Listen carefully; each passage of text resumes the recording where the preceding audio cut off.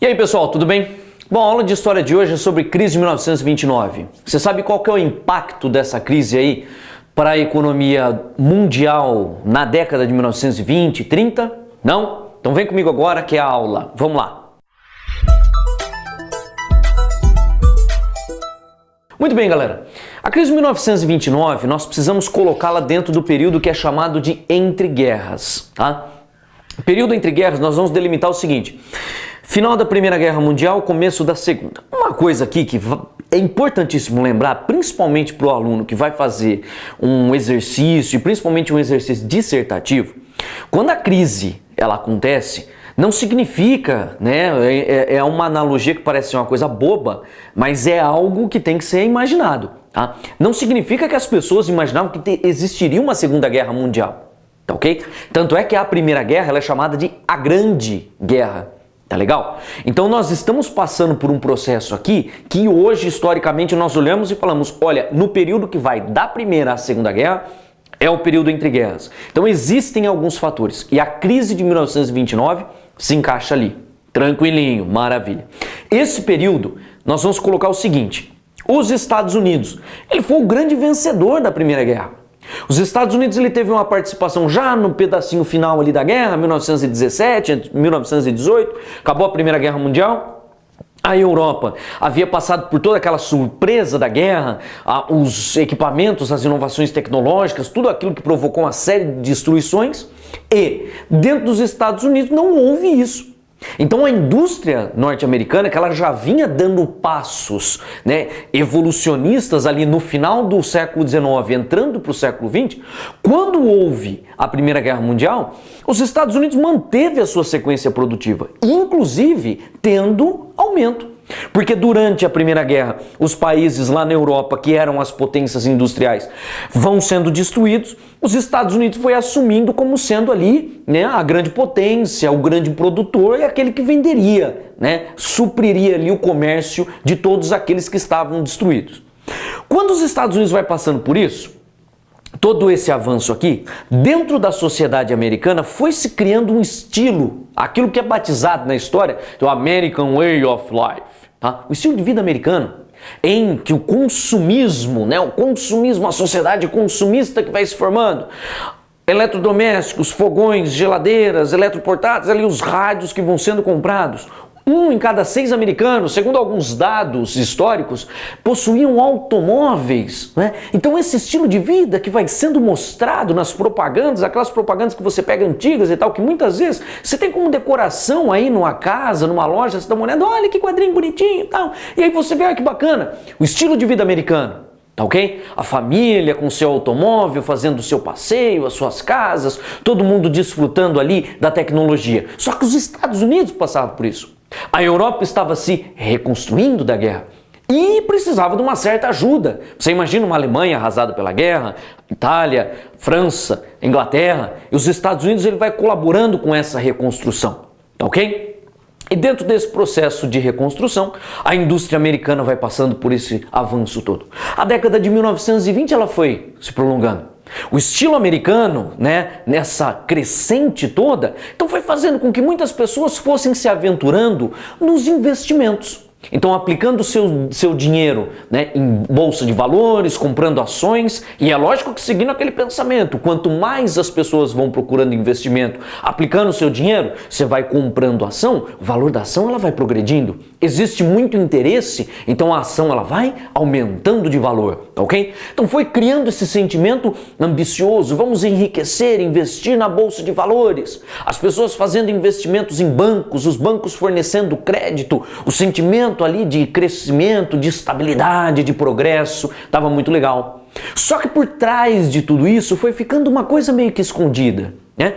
Mesmo durante essa prosperidade toda que foi se mostrando na década de 20, um certo nível de desemprego ele existia nos Estados Unidos. Mas mesmo assim, as fábricas continuavam mantendo ali os seus salários, os empregados que estavam ali trabalhando, né, então convivendo com esse progresso todo, só que aí nós vamos tendo um outro problema. Lá na Europa, alguns países vão começando ali a manter a sua produção, eles estão se reconstruindo. Aí o nível de compra do produto dos Estados Unidos dentro da Europa vai dando uma caidinha.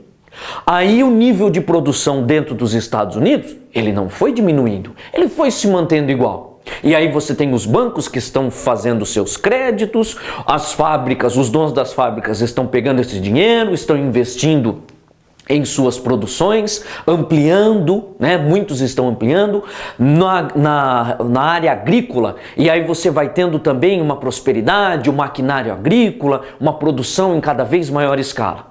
Tá legal? Os bancos, dentro desse processo de investimento, lógico que quem empresta o dinheiro sempre conta com que a pessoa vai pagar com aquele jurinho. Então sempre tem aquela economia que está circulando, ela está em andamento, e os Estados Unidos vinha indo legal. Só que conforme nós vamos andando, né, chegando aqui nos anos de 1927, 28, a economia americana ela começou a entrar num certo problema. Chegando no ano de 1928, nós já víamos apontando aqui aquilo que vai sendo como a superprodução. O número da produção industrial, ele começa a ser muito alto em relação ao número da venda. Se eu tenho uma produção muito alta e eu não consigo vender, eu gero um problema, pessoal. O valor do meu produto, ele começa a ser perdido. Eu já não consigo pagar os meus credores. Eu fui ao banco, eu emprestei dinheiro, eu não tenho como pagá-lo. Então isso começa a gerar um probleminha.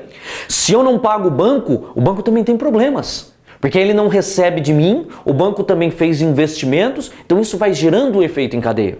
Se o dono da fábrica ele não vai conseguindo pagar os seus credores, o fornecedor da matéria-prima, e aí o dono da fábrica não consegue mais pagar os salários, ele começa a mandar os seus empregados embora. Olha o efeito cascata, o efeito dominó que vai derrubando tudo. As pessoas, conforme começam a ficar desempregadas, começam a ir aos bancos. E aí vão ao banco e começam a tirar o dinheiro que tinha nas aplicações, numa poupança ali e tal, porque elas precisam sobreviver, precisam se alimentar, pagar suas contas, né? Colocar gasolina no automóvel, né? Manter ali um certo padrãozinho, até buscar um outro trabalho. Aí as pessoas começam a perceber que o número das ações, né? Os números das ações eles começam a cair. Aí muita gente começa a colocar as suas ações em venda, né? Não quero mais as minhas ações, o preço está caindo, eu quero vendê-la. Só que as ações estão sendo vendidas e não tem gente para comprá-las. Pessoal, todo este conjunto de informação, tá? Esta superprodução, a consequência disso que vai sendo ali a falência de indústrias, a falência de bancos, tá? O desemprego, tudo isso vai gerando aquilo que nós chamamos como o crack da Bolsa de Valores de Nova York. Todo investimento acionista que foi feito, ele entrou num colapso. Com esta falência em massa, né? Dezenas, centenas de indústrias falindo por dia. No mês de outubro, né? Pegando ali o mês de outubro, novembro de 1929, bancos falindo, os investimentos que haviam sido feitos, todos eles, né, afundaram, foram ralo abaixo, a água levou tudo. Né? O desemprego passa a ser galopante, as pessoas que haviam convivido com todo aquele consumismo, agora estavam dispondo, né, vendendo os seus bens, vendendo automóveis ali a preço de banana, porque haviam perdido tudo. Né? E aí precisavam sustentar a sua família.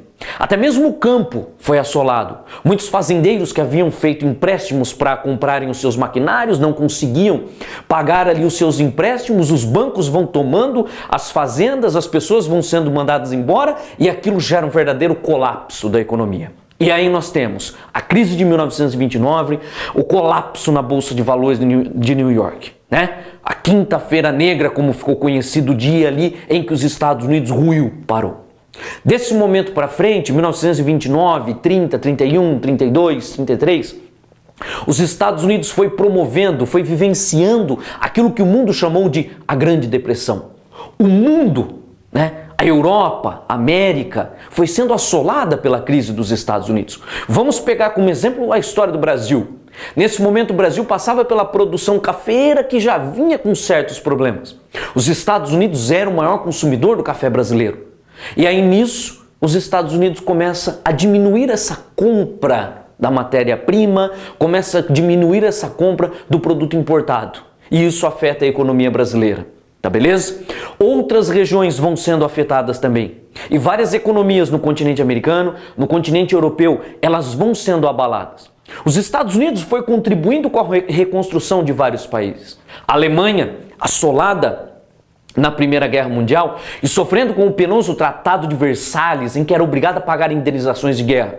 A Alemanha tinha ali uma presença grande do capitalismo dos Estados Unidos. Tá? E que nesse momento os norte-americanos retiraram todo o capital que era investido. Mais uma vez a economia alemã sendo abalada, né? E aí nisso nós vamos tendo ali a ascensão. Vamos fazendo uma comparação histórica aqui. Nesse momento o partido nazista ele está crescendo dentro do território alemão. Em 33 nós temos o Hitler assumindo o controle da Alemanha. Mas essa vai ser outra aula. Gente, uma economia em crise, ela precisa de uma medida. E o presidente, na época da crise de 1929, ele não foi tomando medidas drásticas na economia, interventoras. Simplesmente, ele foi fazendo essa arrecadação, todo o dinheiro que tinha sido investido em outras regiões, em outros países, ele vai trazendo de volta. Ele vai limitando a compra, né, das matérias-primas, aquilo que vinha de outros países. Só que mesmo assim, o número de desemprego gigantesco, o número de suicídio nos Estados Unidos cresce pra caramba. As pessoas, né, em verdadeiro desespero, porque não tinham o que fazer, né, as pessoas não conseguiam chegar a ponto algum porque os Estados Unidos havia travado. As engrenagens da economia americana, elas estavam emperradas.